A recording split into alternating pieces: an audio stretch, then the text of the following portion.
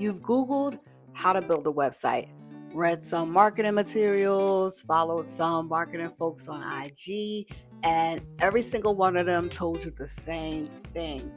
Get testimonials, add reviews, let your happy clients do the talking for you. And you just sat there like, I can't do none of that. Asking a client to go public with the fact that they're in therapy and putting them in that position is an unethical thing. I know that, you know that. That's a line we're not willing to cross. And honestly, you wouldn't want to cross it even if the ethics didn't stop you. So you kept looking and you found some therapy websites, but they had fancy logos and, the ones where you have those rows that have as seen in, or those heavy hitter logos like NBC or New York Times. And you looked at that and you thought, I ain't never been on NBC. Like, I'm a therapist in private practice doing real clinical work with real people, and I've never been on CNN, so now what? What do you actually put on your website to get people to trust that you're the real deal? And that's exactly what we're getting into today. So, hey, I am Chris Dunkers. I am a licensed therapist and the owner of Crystal Renee, and I help therapists in private practice take the deep clinical work they're already doing and translate it into clear, specific website messaging that actually works. So hit subscribe if you want more of this, because every week I'm here talking about websites, messaging, and how to attract the right clients online. Now let's get into it. Here's what I want you to understand before we go any further. Testimonials are a type of proof bar.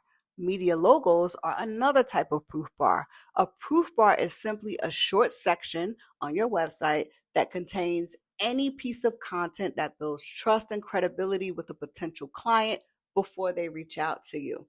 Testimonials are one kind. Fancy media logos are another, but they both live inside the same category. This video is all about the other proof bar content that's available to you right now, the kind that holds up ethically, and the kind that doesn't require a single client review or a fancy TV appearance. And I promise you, by the time we're done here, you're going to realize that you got way more to work with than you thought. But before I walk you through what those proof bars look like, I need to address something first.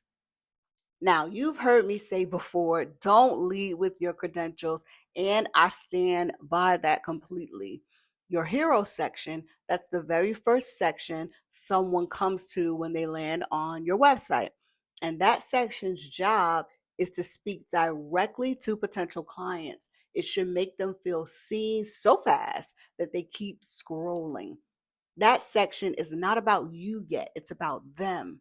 And once they feel seen, once your hero section has done its job, the very next section's job is to give them a reason to trust you and keep reading. And that's your first proof bar placement. See, there's levels to this. And every section of every web page on your website has a specific job, and the order of those sections, they matter. So we're leading with connection and following it up immediately with credibility. That's the sequence. Now, let's talk about what proof bar content actually looks like. And I want to say this up front. If you're just starting out, or you haven't been on TV, and maybe haven't been quoted in a major publication, or haven't spoken at a big conference yet, that's completely fine. There's plenty to work with. So let me show you. First, your credentials.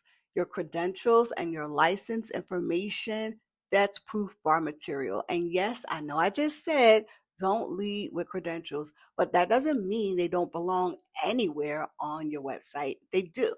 They just don't go first. Once your hero section has done its job, telling people who you help, how you help them, what states you practice in, and all of that in plain conversational language, that builds trust.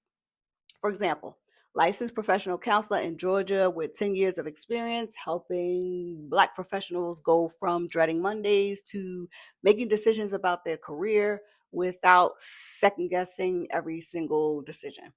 That does a lot more work than just listing LPC after your name. Specificity is what makes it land. So, next, your numbers. Your numbers are proof bar material. You've logged a significant number of therapy hours, right? You've worked with specific populations, you've completed specific trainings. Put that on your website in plain language. Something like over 1,000 hours of therapy with high achieving professionals navigating burnout, or 3 trauma-informed certifications across 10 years of clinical practice. You're not naming anyone. You're not sharing anything confidential. You're simply showing the depth of your experience in a way that means something to the person reading it. All right. So, next up, your directory listings. Your directory listings, that's proof bar material. Now, if you've been on TV or you've been quoted in major articles or featured in well known publications, absolutely put that in a proof bar on your website. And as seen on or featured in section with recognizable logos is instant credibility. But if you're newer and you don't have any of that yet, being listed on Psychology Today, Therapy for Black Girls, Inclusive Therapists, those directories still count. Those are platforms that have vetting processes. So when a potential client sees that you're on platforms they already trust, that tells them something about you. So you don't need a TV appearance to have a proof bar. You need to use what you got, right? So next, let's talk about your professional memberships. Your professional memberships and certifications, proof bar material. Members of the American Counseling Association, maybe certified in EMDR, trained in the Gottman method, your clinical supervisor, conference presenter. These are signals to a potential client that you take your work seriously and that you keep learning and that you're connected to a larger professional community. So all of that is total proof bar material. Next up, value-based statements. Your value-based statements are proof bar material. How you think about therapy, what you believe the process should feel like, what a client can expect from you. All of that builds connection and trust when it's written clearly. Something like, I believe therapy should feel like a real conversation, not a clinical exam. Or I bring the lived experience, um, or you bring the lived experience, I bring the clinical tools, something like that, right? That is what matters. It's how you think about therapy. You want to, get that across to the person so they have an idea about what it's like working with you. All right, so next, composite client language. That is definitely proof par material. So people get a little confused because it's kind of close to a testimonial without crossing any ethical lines. You can't share what a specific client said, but you can absolutely reflect the kinds of experiences and feelings that come up again and again in your practice without identifying anyone. Something like, um, many people I work with come in saying they have no idea how to ask for help for themselves, even though they give it freely to everyone around them. Now, that's not a testimonial, that's a pattern you've recognized and observed. And when the right person reads it, they're going to feel seen. All right. So, next is, let's say, speaking and writing. Your speaking and writing are proof bar material. So if you presented at a conference, written for a publication, or been quoted as an expert, put that on your website. And again, if you haven't done any of that yet, that's okay. Start with what you have. The other proof bars on this list are more than enough to build credibility while you're still growing. And last but not least, your availability. Your waitlist, if you have one, or current availability is proof bar material. Things like currently accepting new clients for fall or 2 evening spots remaining tells a potential client that other people are already choosing you. Demand is proof. As long as it's honest, it belongs on your website. So here's the big picture. Therapy is one of the most personal decisions a person makes. They're not hiring you to unclog their kitchen sink, right? They're trusting you with the parts of themselves and the thoughts that they probably never even said out loud to anyone. So that level of trust doesn't come from a flashy website. It comes from a website that answers the questions they're already asking before they even know how to ask it. You've earned the credibility that builds that trust. You've got the training, you've got the hours, the experience, the values, and your approach.